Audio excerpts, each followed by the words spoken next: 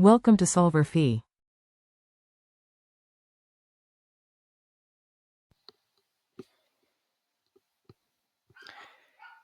In this problem, we're asked to show that in alpha decay processes, the kinetic energy of the daughter nucleus that's created in the alpha decay has a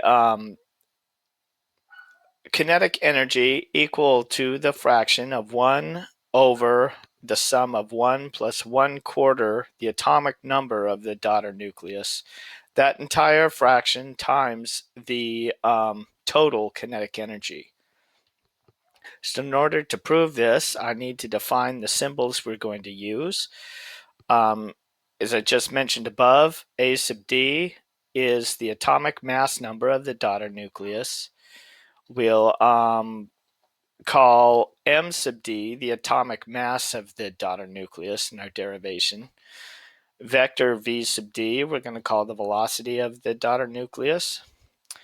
And similarly, for the alpha particle, we have m sub a, m sub alpha, which is the atomic mass of the alpha particle, and we have vector v sub alpha for the velocity of the alpha particle.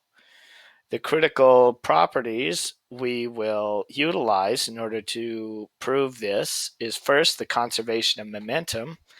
That is the sum of all of the players in this reaction, each of their momenta when you sum together each of their momenta, it equals 0. And that should be a 0 vector to be precise. Using this conservation property and noting that the velocities are in opposite direction, we can express this conservation of momentum as follows. md times scalar velocity, which is speed, of the daughter nucleus is equal to m sub alpha of the speed of the alpha particle.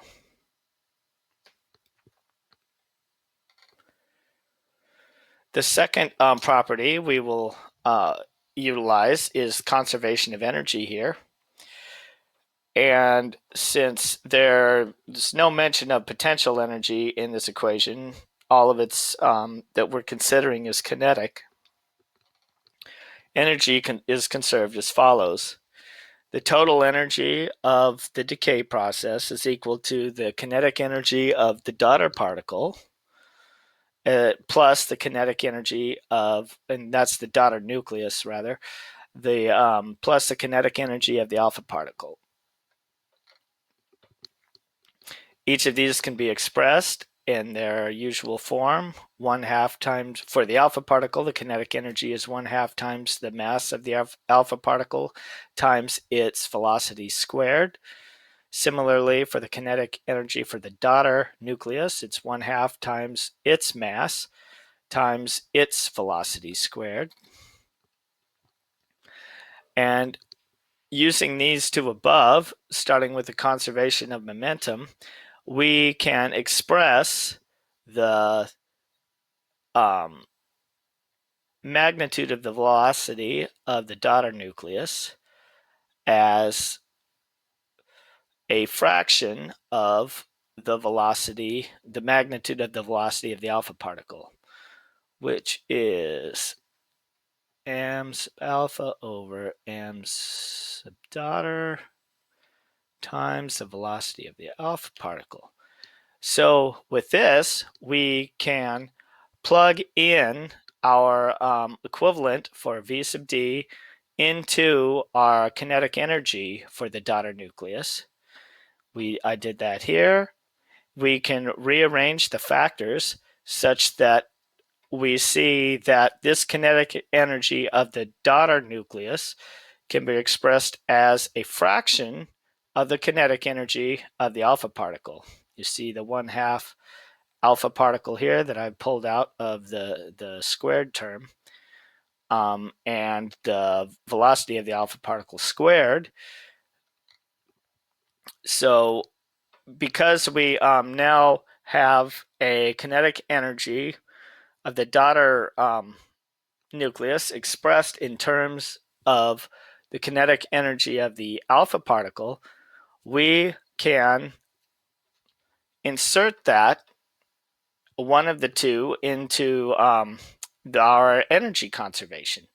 And I've decided that rather that we can do the reverse and express the kinetic energy of the alpha particle in terms of the kinetic energy of the daughter nucleus and insert this relation into the conservation of energy relationship above, this guy here.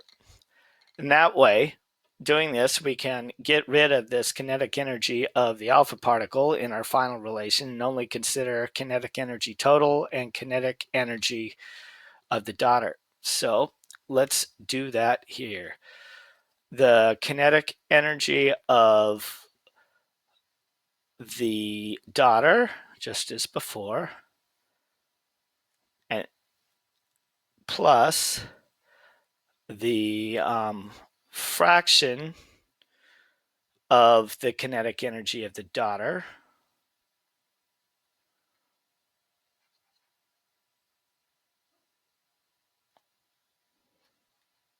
that we're substituting in for the kinetic energy of the alpha particle. The sum of these two equal the kinetic energy total.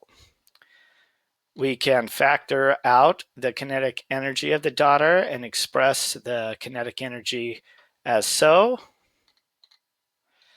And then we can divide both sides by this coefficient, 1 plus the fraction mass of the daughter divided by the mass of the alpha particle. And finally, we can realize that the atomic mass of the daughter particle is almost can be well approximated by the atomic number of the daughter nucleus. And same goes for the atomic mass of the alpha particle. It can be well approximated by its atomic mass number, which is equal to 4. Plug in each of these into our fractional term there, and we get the answer of kinetic energy of the daughter is equal to 1 plus 1/4 the atomic number of the daughter nucleus. This whole fractional quantity times the kinetic energy total is what we're asked to show. We have that here. Let's box it.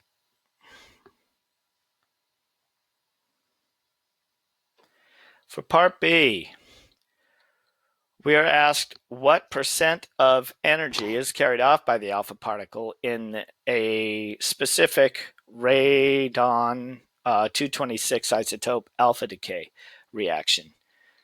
And we have this nice expression that we just derived. If we assign, since we're working in percentages, the kinetic energy total of 100, then we can insert the relevant numerical values into our expression for a kinetic energy of the daughter, specifically the atomic mass number of radon, the atomic mass number of our alpha particle, which is 4, and which we already determined in the above relation, and our kinetic energy of the entire reaction that we're assigning a value of 100 for convenience. If we plug in these values, we find that we are left with a value of 1.77% for the amount of kinetic energy carried off by the daughter. Well, we're asked for the amount carried off by the alpha particle, and since energy is conserved, the kinetic energy of the alpha particle must be the kinetic energy of the total reaction, which we've given a value of 100, minus the kinetic energy of the daughter, which we just determined as 1.77. Doing that subtraction, we're left with 98.2, And since I used a value of 100, we can give that a percentage. And that is our answer.